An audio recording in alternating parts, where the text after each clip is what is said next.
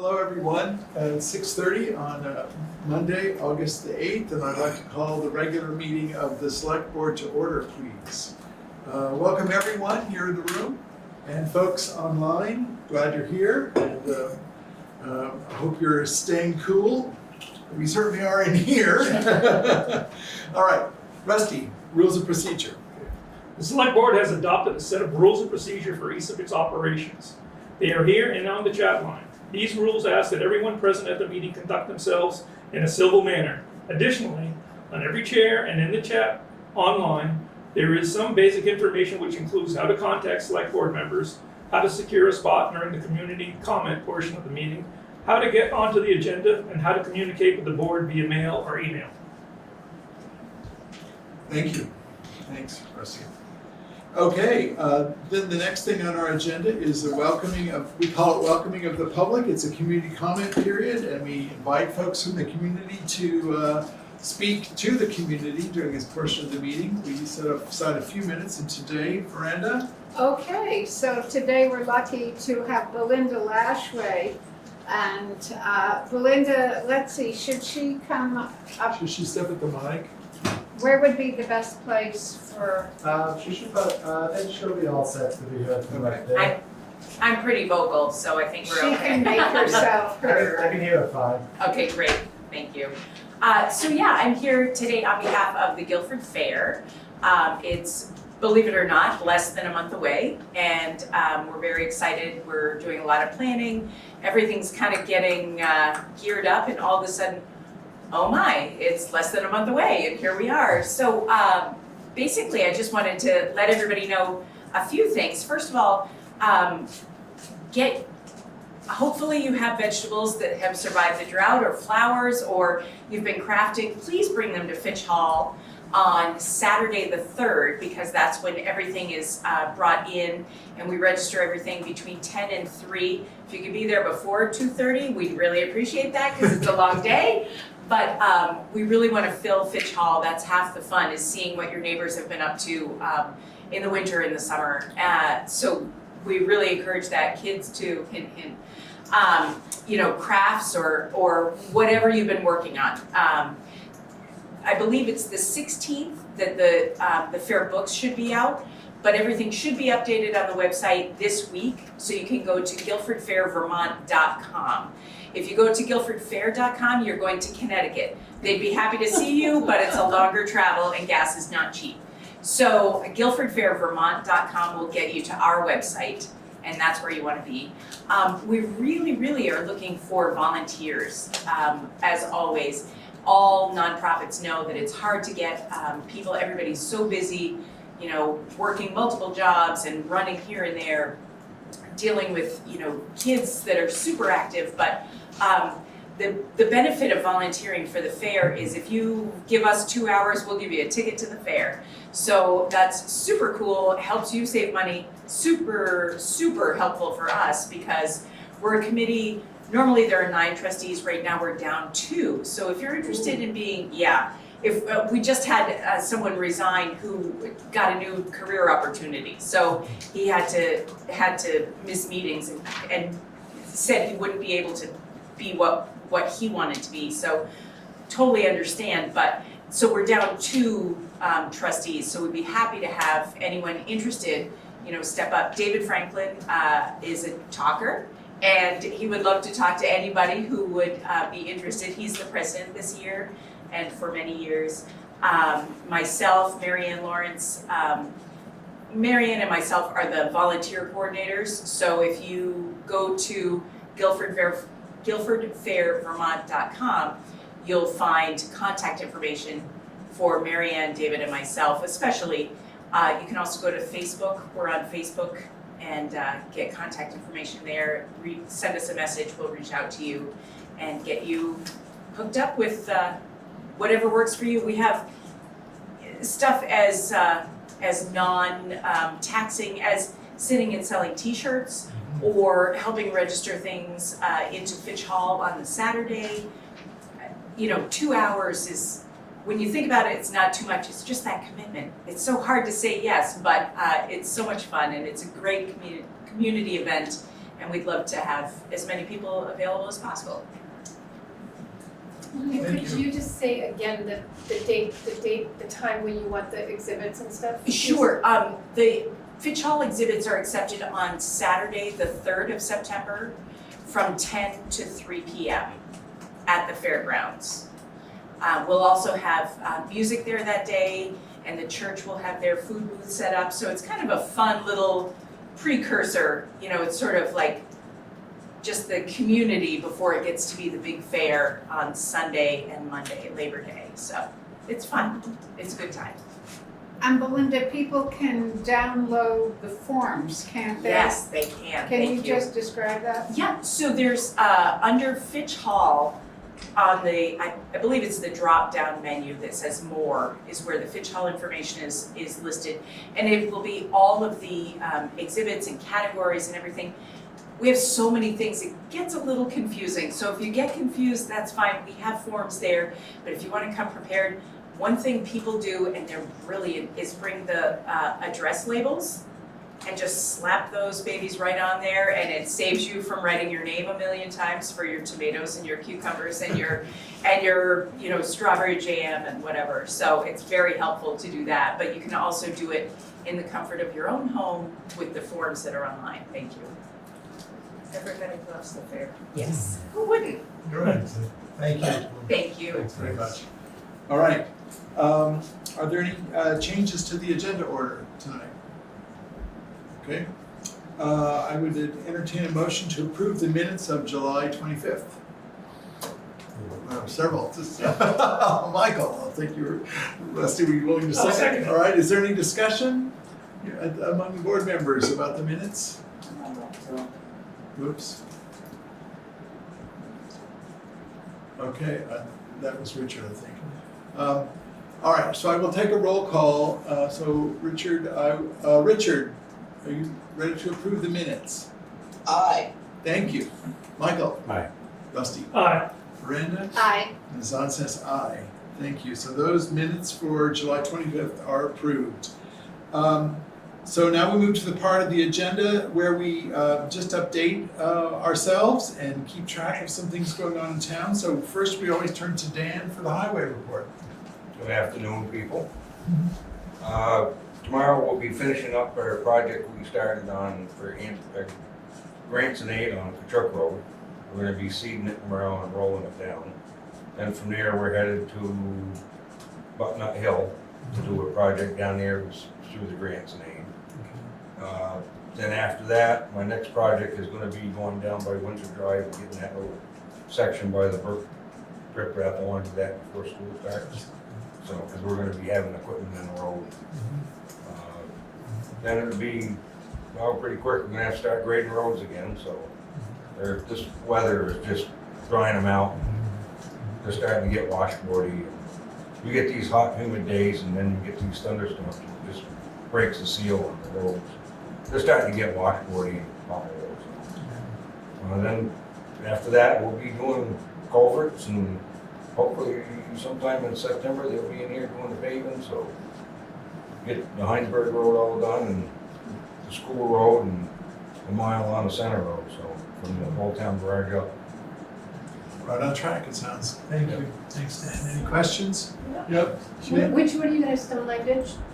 Where? What's that? Where are you gonna do the stone line ditch? Oh, we're finishing up the truck road now, Oh, okay. and then the next Butternut one, Hill, then okay. the next one's Butternut Hill. We're going to. Got it. Sounds pretty challenging. Keeps us busy. Well, other than that, I mean, that's what's going on. I mean, we're trying to keep the schedule, keep everybody going, so. Okay. Thank you. Any questions here? Thanks so much. Okay. Thanks so much, Dan. Thank you. Thanks a lot. All right, so next on the agenda it's titled here, Correction of Erroneous Information Regarding the Library Vote Reconsideration. And I'd like to just speak to the community for just a few minutes and explain a little bit about some activity that's happened in town of late. The first thing the context I want to lay here is that the considerations for the library, going back for some time now, have all been based, at least from the select board's position, have been based on a legal understanding of what's possible here in town as far as whether or not certain steps can be taken, certain votes are required, certain actions are required. So we've had opportunity through this long course of time to be in touch with with the town's attorneys about a number of issues related to the library. And I'll just recount a few of them so we're all really clear here, folks. The first issue that came up, well, let me say just one more thing quickly, that the library itself is a physical asset of the town of Guilford. And the town has 2 employees, part-time employees that work at the library. The library board is a separate entity from the town and is not part of the town. The library board are elected officials in town, just as the select board members here in town are elected. So the library board is an elected body. So that body, in preparing to think about potential expansion for the library, considered the notion of 2 things. Asking the town if funds could be raised in order to meet the anticipated budget for the expansion.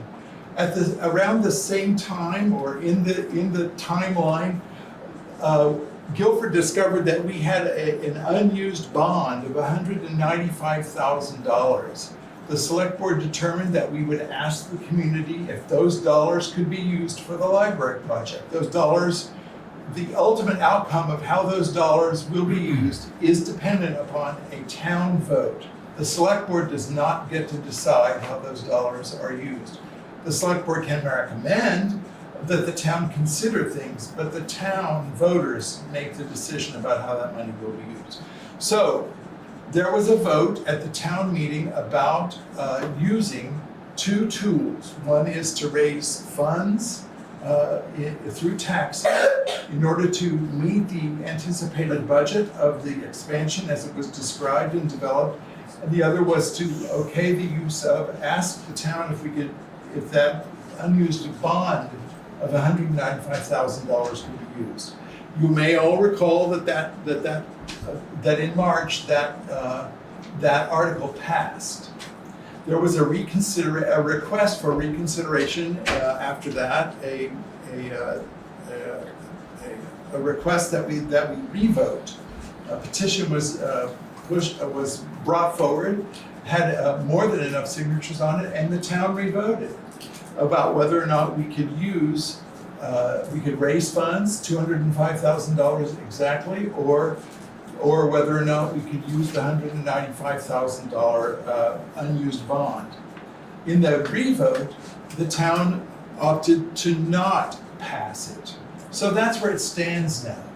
But through all of that, what we all need to understand is, and it's perfectly legal, is that the library can consider, because they are separate from the board, from the select board, and from the town, they are elected officials, they can consider the well-being of the library going forward. Of course, they need to speak with the select board, they need to talk about their plans, but there came a letter, an anonymous letter passed in the town. We don't know to how many people exactly, but we're guessing around 30 different officials in the town received the letter. And the information in the letter it works from an erroneous point. It claims that the library cannot move forward with any planning. That's simply not true. So I will read right now from the attorney. This will be like the 4th time that the select board has, in fact, gotten this advice from our attorneys. But I will read from the letter the opinion that the attorneys have provided. Could you read the letter as well? No, the letter is not available. It's not worth even talking about. It's erroneous. It's mistaken. It's anonymous. It's not in our best interest to put it forward in the town. All right. You could certainly probably find folks in town who know about the letter, who sent it, and might be willing to share it with you. But we're not. It's not in our best interest to share it. It's not in the best interest of the town. So let me read from the lawyer's statement. The ballot question, Article 7, was whether the town should finance $205,000 and reallocate $195,000 in funds held with the Vermont Bond Bank for the library improvements, not whether the town should make improvements to the library. Without the funding concerns, there is no statutory requirement that the voters determine whether improvements should or should not be made to the library. And then it quotes their Vermont statute, number 24, section 1755. I won't read all that. You can go look that up yourself if you like. They paraphrased it just prior to that. Then I will carry forward. Should the funds for improvement be available without the town incurring debt, the improvements may be made without voter approval. Pursuant to Vermont Statute 22, Section 143, the Library Board of Trustees has full power to manage the public library, make bylaws, elect officers, establish a library policy, and receive, control, and manage property which shall come into the hands of the municipality by gift, purchase, device, or bequest for the use and benefit of the library. Thus, it is within the trustees' discretion to use library funds for construction or improvements. So the reason to say this, once again, is that the letter that was written, the anonymous letter that was provided and addressed to a number of community members, works from a faulty premise, claiming that the library board cannot move forward.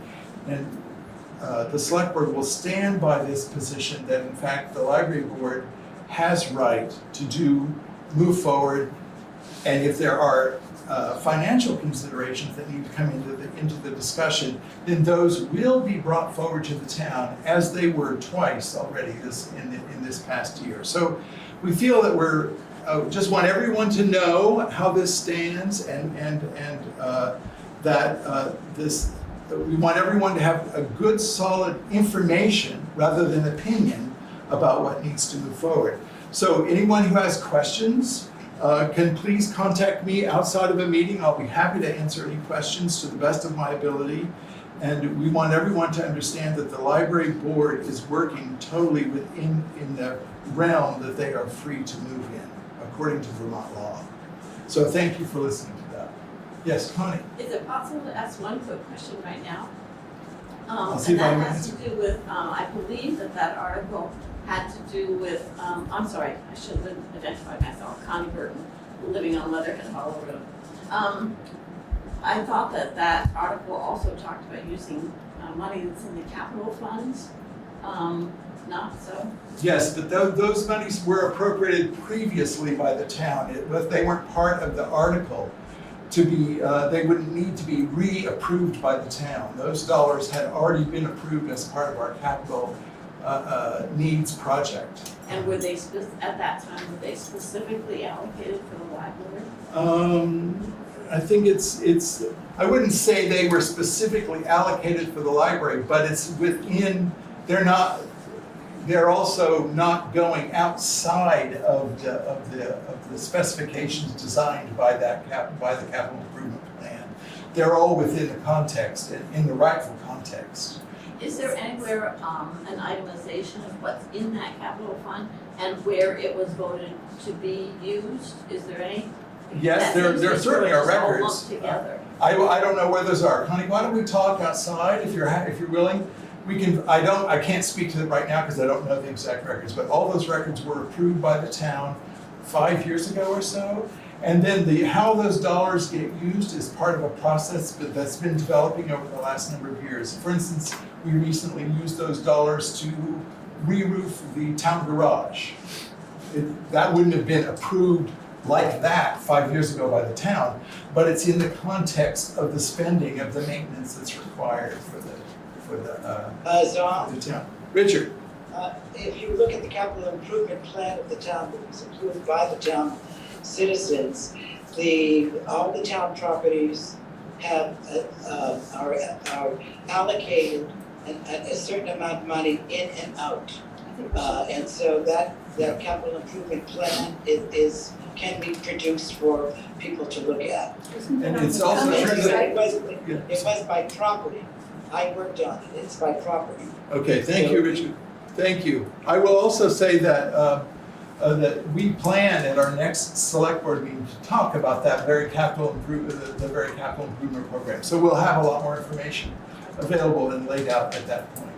Great, thank you. All right? Can I ask a question about that?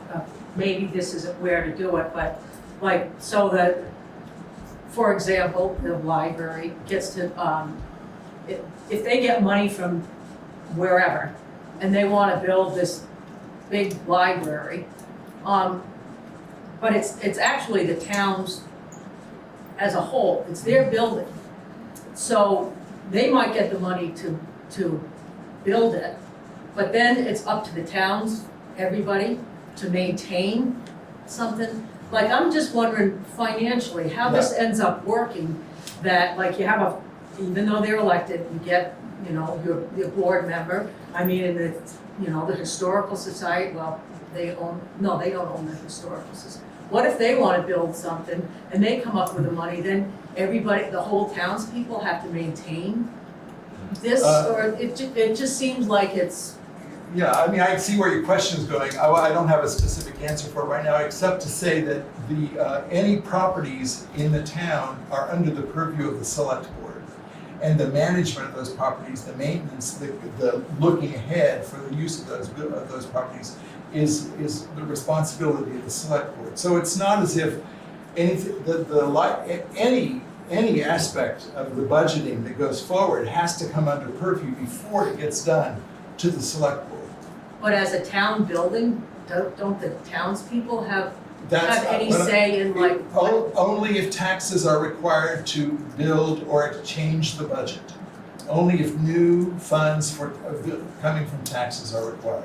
If it's all inside the budget, if it can all fit inside the budget as we built You it. can change whatever you want, or Well, I don't know if I'd say it quite like that. We don't do it well, I mean, really you like that. can. I think that's another Yeah. capital funds. I think in our next meeting, We'll we'll be able to talk about this more. I mean, right, we're kind of bumping to it right now. The important issue to understand right now is that the library board is working within legal grounds. And there can be no expectation in the town, as this letter presumes, that the work needs to stop because the voters didn't want to spend it in two ways. The board, communities go through these kind of conversations over and over and over, building schools, building buildings. They have conversations about money that come back and forth. It takes years to work these things out sometimes. So this is where we are right now. Well, I guess maybe my thought was maybe it wasn't just the money that people said no about. Well, that may be, and then in that case, we need to work very carefully on how we frame things up. But the actual legal question in front of us was whether or not those two pots of money could be used. That was the question that was being asked. All right, thank you. We'll move ahead. There's no old business for tonight. New business.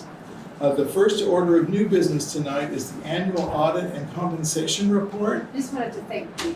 Okay, so let's have Sheila.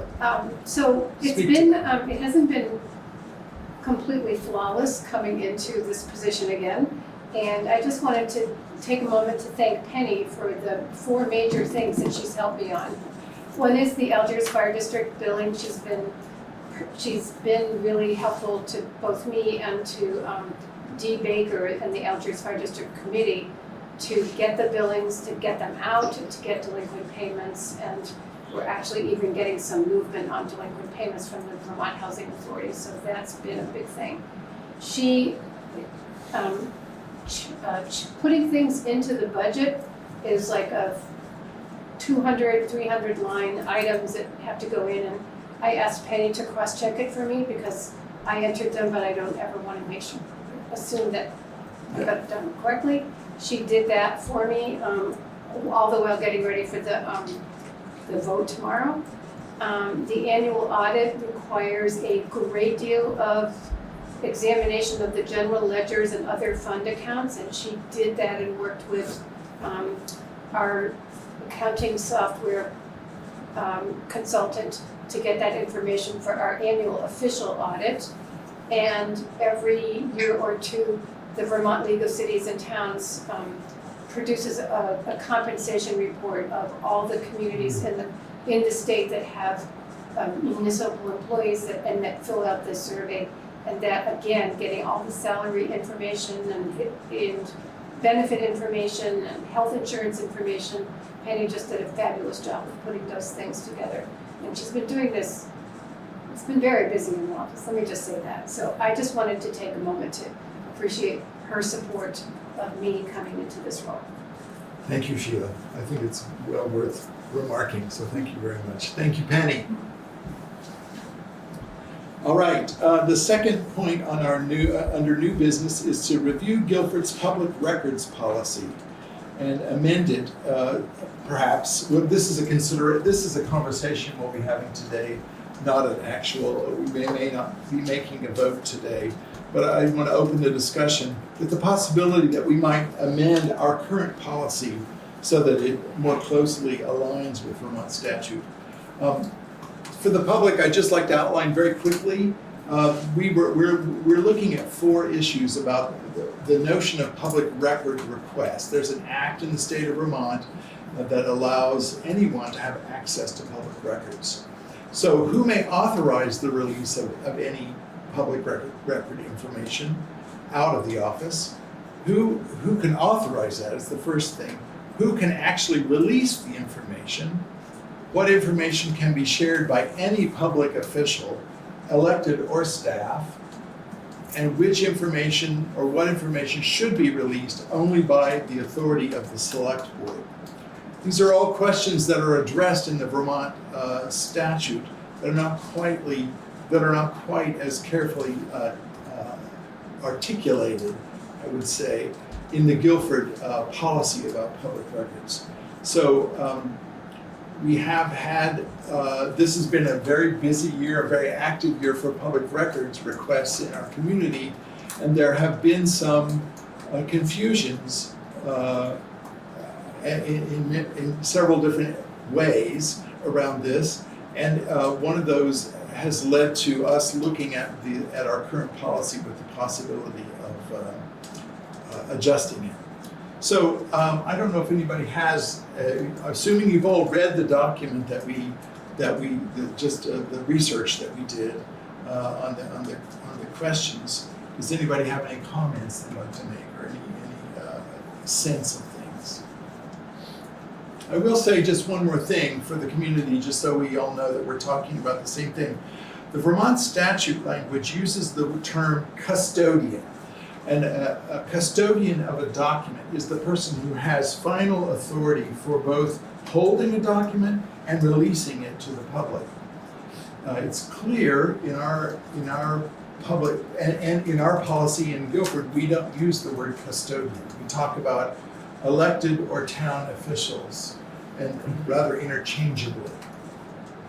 You mean a town employee or a municipal official? Yes, yeah, a town employee or. Don? Yes, Richard. I would be in favor of looking at the word custodian and defining it in our policy. All right, thank you. I think that the reason we might want to do this, or the line we might want to draw, this is where my attention has come, is that while certain documents are public record documents, there are still other issues that make a document an exempted document from being shared publicly. And there's a long list in the Vermont statute of maybe 35 different kinds of documents that are exempted. 200 and something. 200, Sheila said. I don't remember that. 247. All right. Well, so, and one of those types of documents is, and this gets a little dicey, folks, and I'm acknowledging that, but I think it's something for us to consider for us, and so we state it right out openly, is documents that are attorney-client privileged don't fall, they're exempted from the Public Records Act. And we haven't, in Guilford, that line hasn't been drawn over the last year or so as thoroughly as it could be by Vermont statute. And I think that for everyone concerned, my personal feeling is that we need to move into the realm of, as Richard says, looking at the notion of custodian and bringing that more into our policy, perhaps, so that we can better identify which documents are actually available for public record requests. And so I'm not here to point any fingers or claim any that we've been abused or anything like that. I think it's a matter of us tightening up our policy so it better represents the intentions of our community. Is there a definition of custodian in the statute that we could consider? Yes, there is, and I would actually suggest that rather than voting on it this evening, that we might form a two-person research team that might be willing to go get some of these definitions and look over our policy. We have some recommendations for where we might make some of these changes as it stands now, but it wouldn't hurt for a couple of select board members to look more intently upon this. I would volunteer for that. Thank you, Richard. Might there be another person who would be willing to consider that? Rusty, thank you. All right, so I think if folks are comfortable, how we can leave it this evening would be that we've got the way I'm describing it, I hope you understand the basic structure here that we're dealing with. And we have a document with a few recommendations. If you could just carry this a little further and then come back to the select board with a recommendation for either to amend or not to amend our policy and what those emendations might look like. Does that seem reasonable? Next meeting? Let's not say the next meeting, but let's move on it pretty quickly. Okay. All right? I have a question about where you can see the list of the 260 kinds of documents. I've got it in that, Yeah, it's yes. in that paper that I gave you, Oh, okay. 243. There was a paper. Yeah, it's V.S.A. 317. Oh, okay, C. so if I go to that statute, I can find it. Okay, It's thank you. It's quite an impressive list. And so I think that there has been some confusion in town in the last year that I'm aware of about what a public record is and who has immediate access to that public record. And yet we see by Vermont statute that there's quite a list of exemptions that we probably need to learn more about. So Thank you. Ask the question. Christina was first. Okay.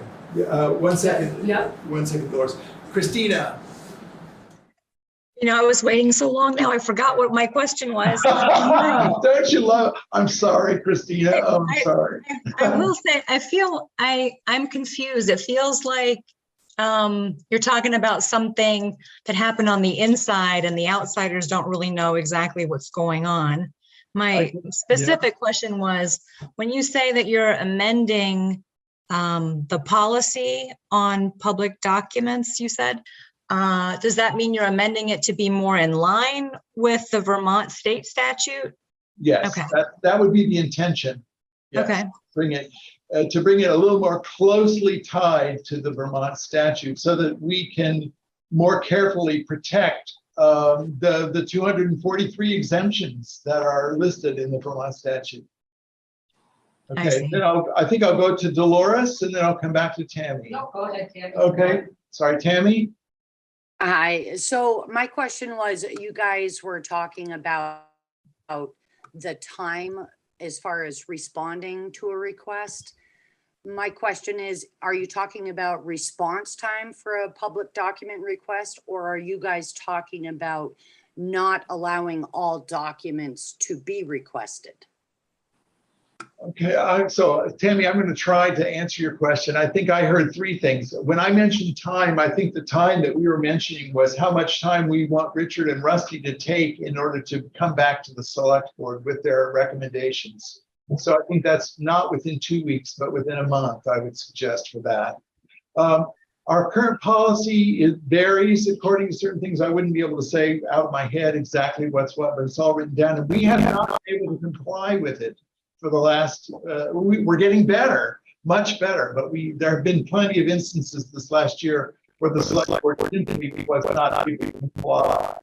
So, Okay, it's more about, I stopped my video because it kept cutting out. I couldn't hear you. yeah, So it's more about the reply time. Is that what I'm wondering? Because the reason why I ask, in the town report, under the goals of the select board, I just want to remind you guys that one of your goals is to continue to be open, yeah. active, and transparent.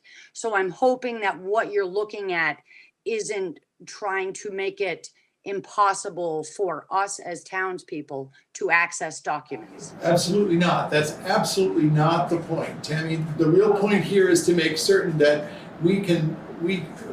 there should be no stoppage for documents that are available and should be available to the public, like deeds. There's big lists of documents that should be available. What we're talking about here, there's a number of document types that we need to learn more about in order to protect everyone a little bit better. And you might be interested to go look at this V.S.A, whatever it was, 17 C. 317 C. It's really an impressive list. So no, you watch us, and if it seems like we're trying to clamp things down, then we're doing the wrong thing. We're really trying to make this work better inside and outside for everyone. Thank you, Tammy. Right. Dolores? I'm just wondering, does the town policy supersede the state or vice versa? Yes. So the state does. Yes. So all along, what is this, what are the implications for like your requests back that you've been having so many issues with? I think there won't be any implications for backward requests. Those have been taken care of, they're finished. But we will understand better how we can respond to requests going forward.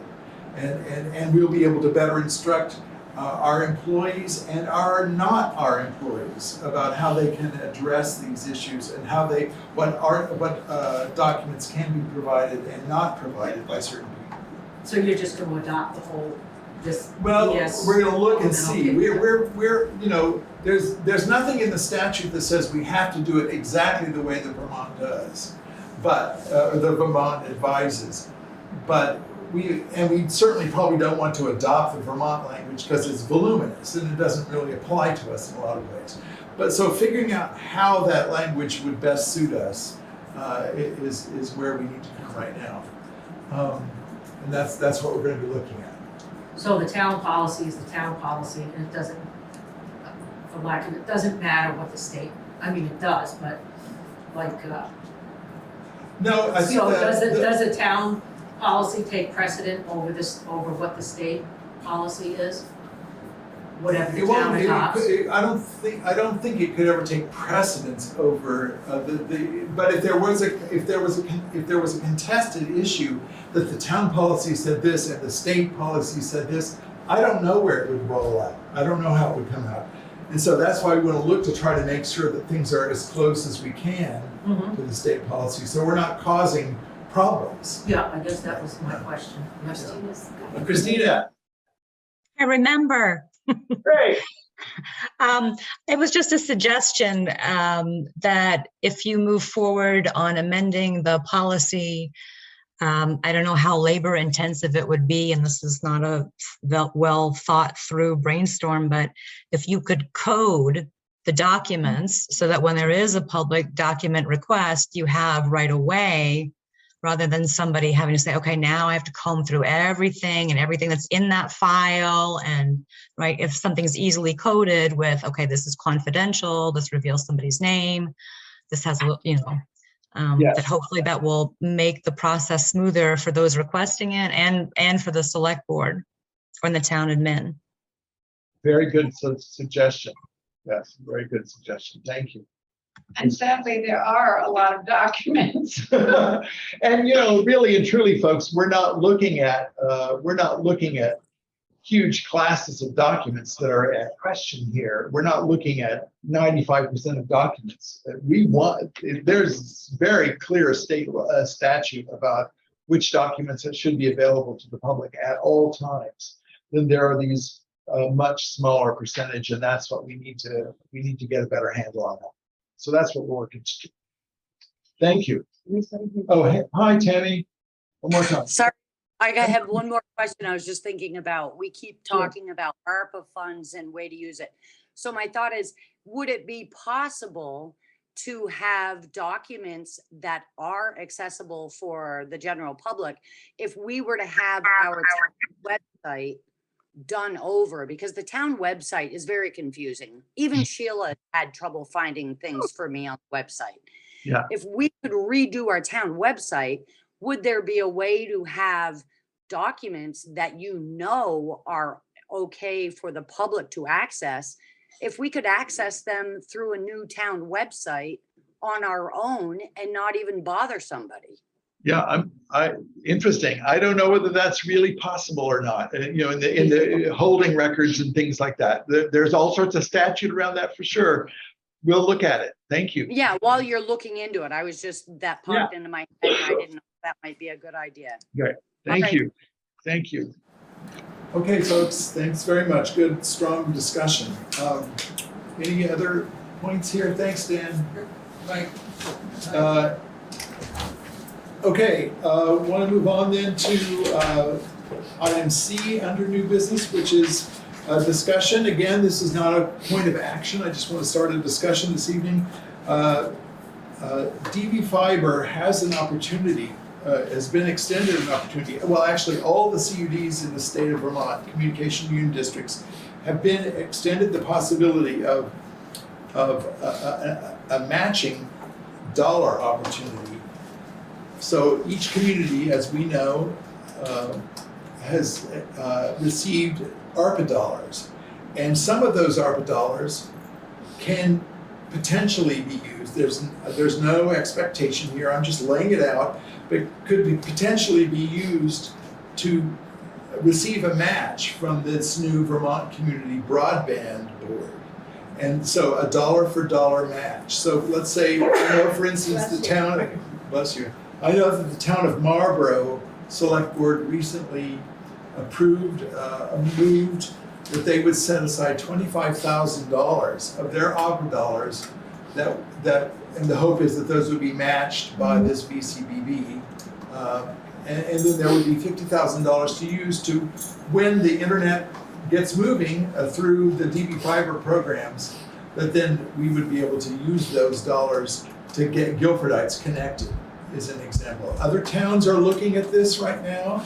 Other towns are looking at this possibility. Halifax is in the process of doing it. Jamaica is looking at it. Other towns in the district are looking at it as well. So I'm not here to force the issue. I know that when we first started talking about ARPA dollars, and I know that the federal government has said at the outset that a good use of ARPA dollars going into communities would be to broadband efforts. But we also have stated, I've heard it said on this select board, that because of the DVFiber project and there are ARPA dollars going to it, that we don't need to make any commitments here from Guilford. I remember that being said at some point. But this is a different kind of opportunity for us to be able to actually leverage dollars. It's not just using our ARPA dollars for the broadband effort. It would be an opportunity for us to leverage matching dollars. So I just want to lay it on the table and see if there are any considerations or any thoughts that people have.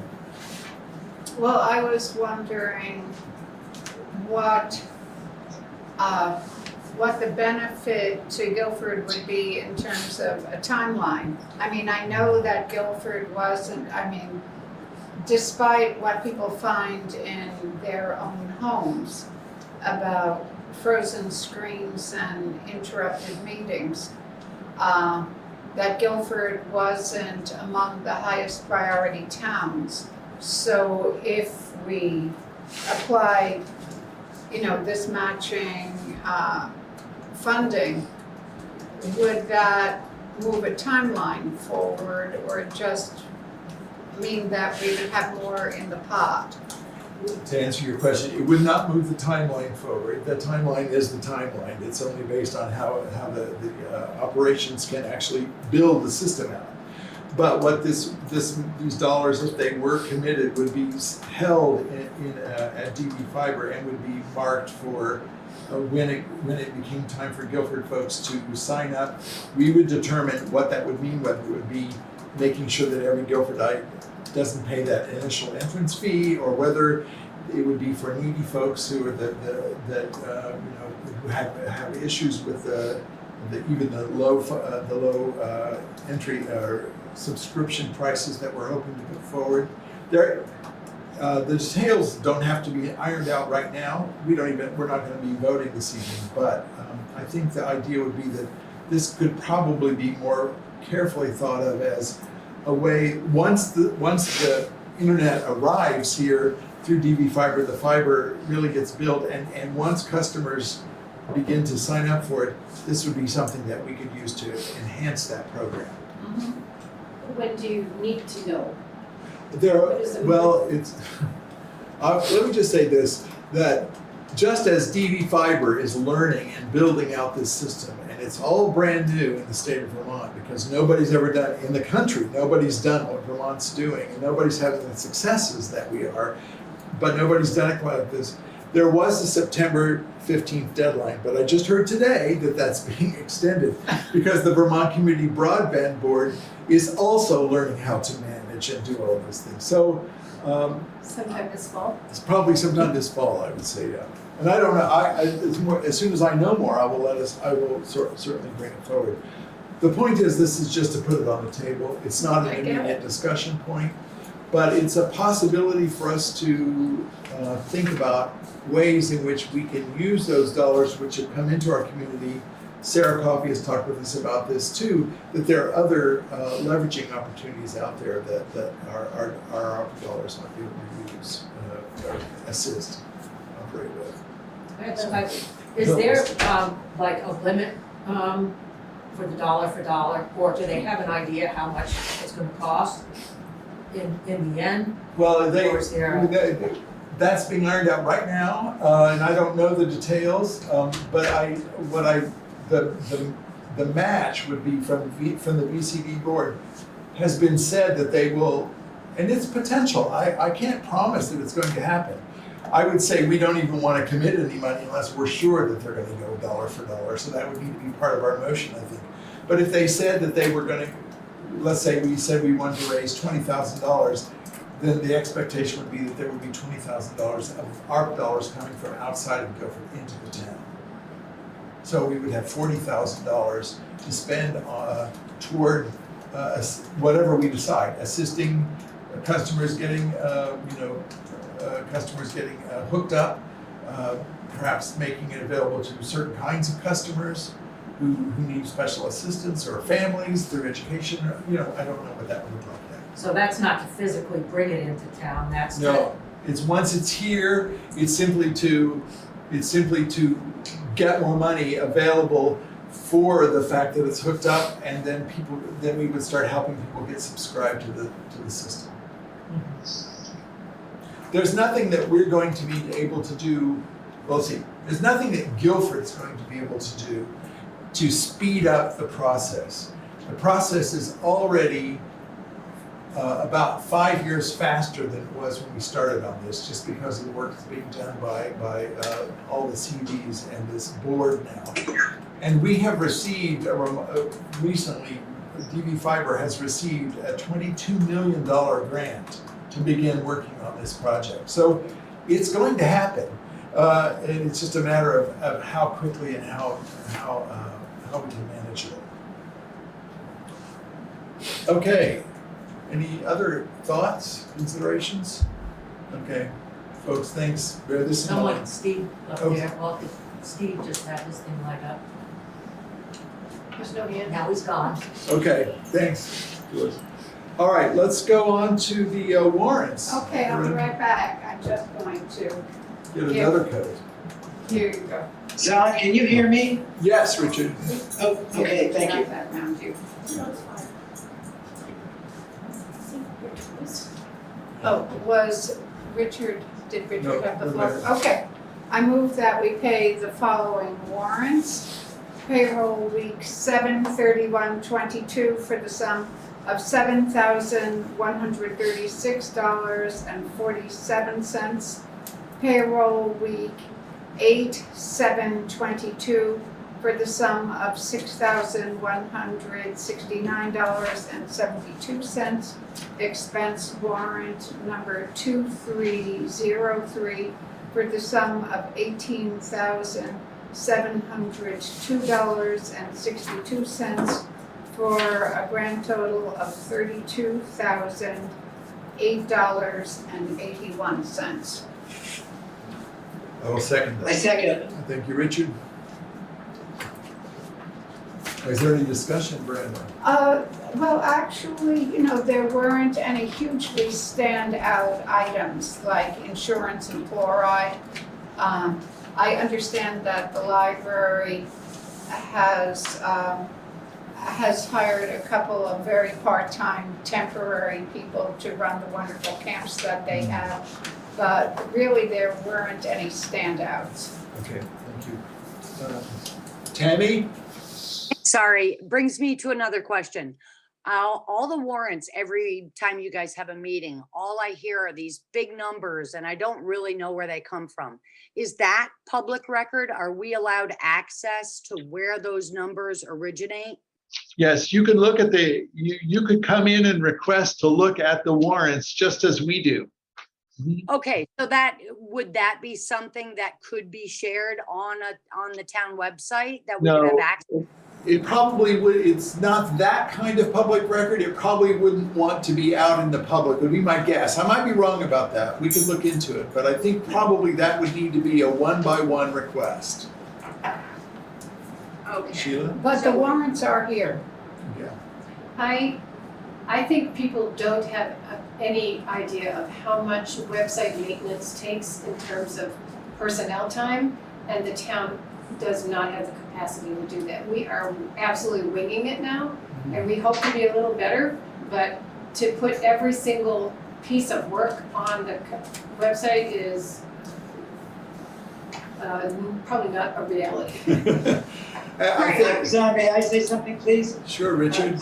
I just want to make clear that the warrants are the invoices that come to the town from its vendors. Yes. So yes, I think that it's, yeah, Tammy, thanks. I think that it's really, you're welcome to come and look at them, and anybody is.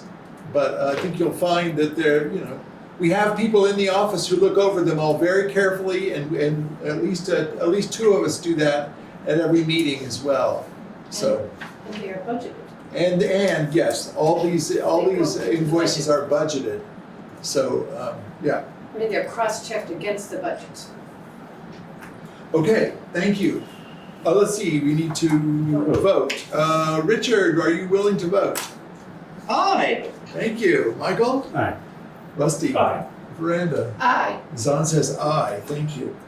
Veranda, we're going to move to old business now. I'm going to turn it to Veranda for one point Other quickly. business? Just about the ARPA advisory. Oh, yes. So I just wanted to say that a few members of the ARPA Advisory Committee are going to be at the polls tomorrow to invite people to come and share their ideas with these members of the ARPA Committee, just because, we're expecting some kind of good turnout for on-the-day voting, and it will be a good opportunity for public contact. So if you come to the polls, just know that people will be there with their clipboards trying to get your ideas. Thank you, Veranda. Thank you very much. Were there any communications, Sheila? Normal? Yes, sorry. So there are two brief communications. One I have shared with the select board, but it is that The town fair 2022 is getting together is being convened in October in Killington. This is an annual event. I've already urged all the select board members to attend.